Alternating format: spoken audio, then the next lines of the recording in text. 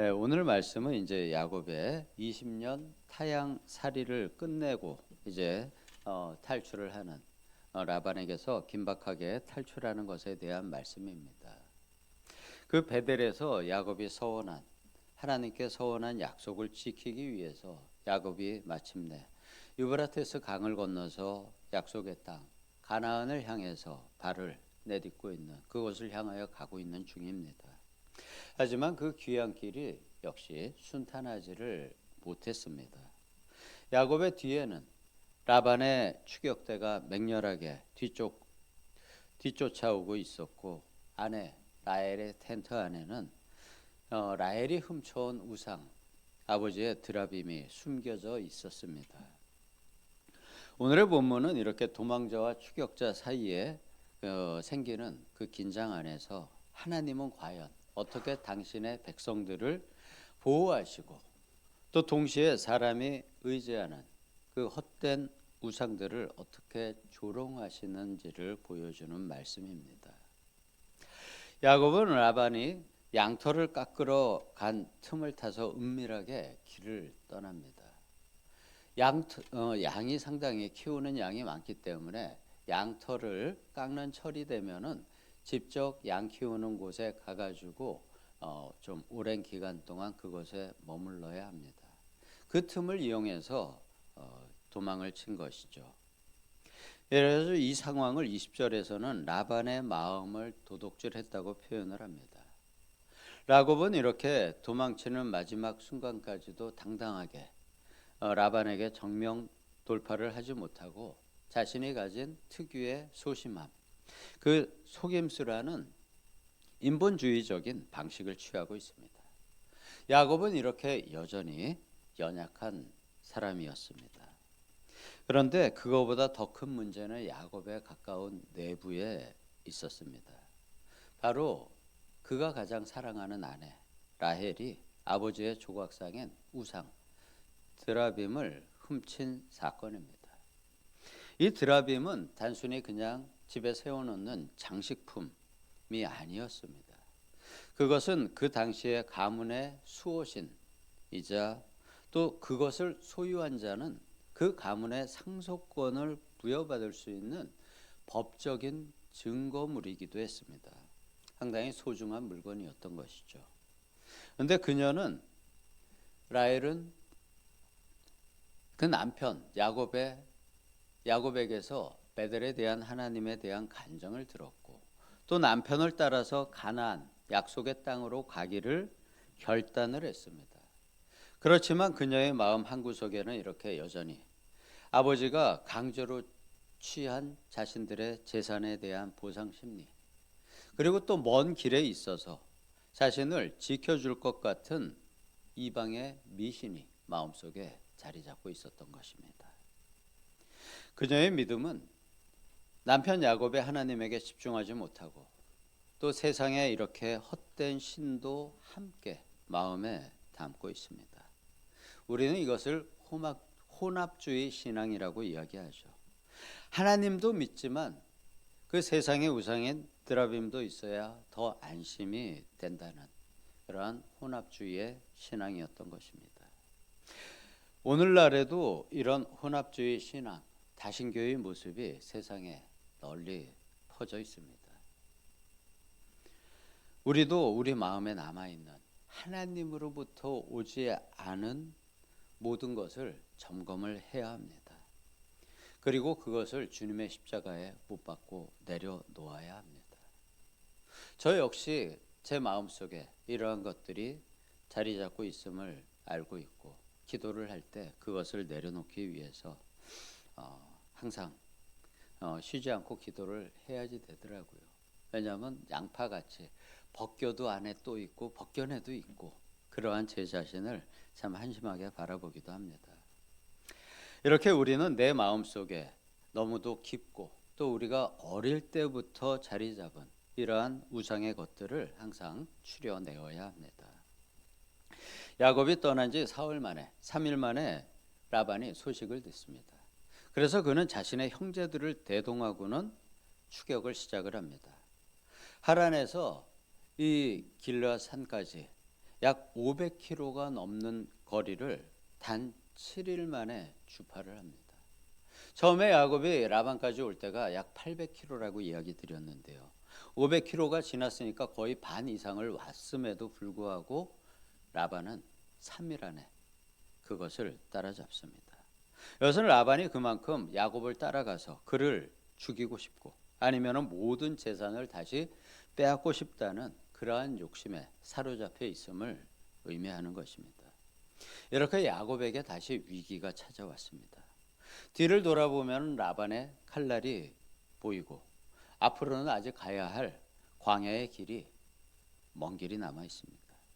바로 그러할 때 하나님께서 개입해 주십니다.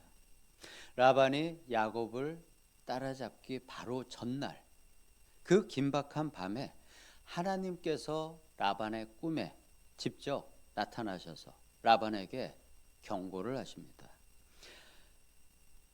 너는 삼가 야곱에게 선악간에 말하지 말라. 옳고 그른 것을 말하지 말라는 것이죠. 일체 해를 가하거나 협박하지 말라는 하나님의 강력한 금지 명령이었습니다. 야곱은 그 밤에 자고 있었거나 아니면 잠을 자지 못하고 고민 속에 있었겠지만 하나님은 그 야곱의 등 뒤에서 이렇게 그의 원수의 입과 손을 묶어버리고 계셨습니다. 우리 사랑하는 성도 여러분, 이렇게 우리가 인지하지 못하는 순간에도 하나님은 우리의 등 뒤에서 일하시면서 우리를 항상 보호해 주십니다. 그것을 많이 체험들을 하셨죠. 그것은 우리에게나 우리 자녀에게 끊임없이 이어져 갈 것입니다. 이것이 바로 우리가 많은 고난 중에서도 평안한 숨을 쉴 수 있는 평강의 마음을 가질 수 있는 이유입니다. 이러한 하나님의 경고 때문에 물리적인 폭력을 쓰지 못하게 된 라반은 야곱을 만나서 이제 도덕적으로 그의 마음을 압박하고 책망합니다. 어찌하여 내 딸들을 칼로 잡은 자같이 끌고 갔느냐라고 거짓이죠. 위선입니다. 바로 그러한 거짓과 위선으로 야곱에게 협박을 합니다. 그리고 결정적인 또 질문을 던집니다. 어찌하여 내 신 드라빔을 도둑질하였느냐. 이제 도덕과 윤리적으로 압박을 하고 있는 것입니다. 하지만 라반의 이 말은 어찌 보면 논리적으로 성립이 되지 않는 말입니다. 라반은 야곱에게 자신의 신 드라빔을 엘라힘이라는 단어로 이곳에서 표현을 하고 있습니다. 여기서 내 신을 도둑질하였느냐 할 때 내 신을 원어로는 엘로하이, 엘로임 하나님이라는 단어를 이용해서 이야기하고 있는데요. 이 천지를 창조하신 만물을 만드신 하나님 엘로임의 이름을 사람의 손에 도둑 맞아 지금 어디에 있는지조차 모르는 그러한 무기력한 조각상에 엘로임이라는 이름을 감히 가져다 붙인 것입니다. 또 그 신이 자신을 지키지도 못해서 도난당하는 그 신이 어떻게 한 가문을 지켜줄 수 있단 말입니까? 물론 엘로임 하나님의 언약궤도 한번 분실된 적이 있었죠. 그런데 그 분실된 지역을 거의 초토화시키고 그들 스스로 그것을 제자리에 돌려주는 일이 있었음을 우리가 이스라엘의 역사에서 보게 됩니다. 그런데 라반과 세상 사람들은 이렇게 무력한 존재들을 신으로 믿고 있는 것입니다. 야곱은 자신의 그 아내 라헬이 그것을 갖고 있다는 사실을 모르기 때문에 자신의 결박을 주장하면서 이렇게 말합니다. 누구에게서든지 드라임이 발견되면 그는 살지 못할 것이라고 성급하게 32절에서 맹세를 하였습니다. 어찌 보면 이 야곱의 경솔한 이 맹세가 훗날 라헬이 젊은 나이에 비극적으로 세상을 떠나게 되는 씨앗이 되었다고도 일부 학자들은 이야기하고 있습니다. 성경은 이 라헬의 영적인 거짓말을 다루면서 우리가 영적인 거짓말에 얼마나 신중해야 하는지를 깨닫게 하고 있습니다. 라반이 그 텐트들을 쭉 뒤지다가 라헬의 텐트를 뒤지러 왔습니다. 하지만 라헬은 드라빔을 자신의 낙타 안장 아래에 감추어 두고 그 위에 앉아 있었습니다. 그리고 아버지에게 이렇게 말합니다. 제가 마침 생리가 있어서 일어나서 영접할 수 없사오니 내 주는 노하지 마옵소서. 이 오늘의 마지막 구절 35절은 성경이 우상을 어떻게 조롱하고 있는지 또한 보여줍니다. 당시의 문화에서 여성의 생리는 어떤 의식 안에서의 부정함을 뜻했습니다. 그 생리 중인 여인은 하나님 앞에 나아가지를 못했죠. 제사를 지내지 못했습니다.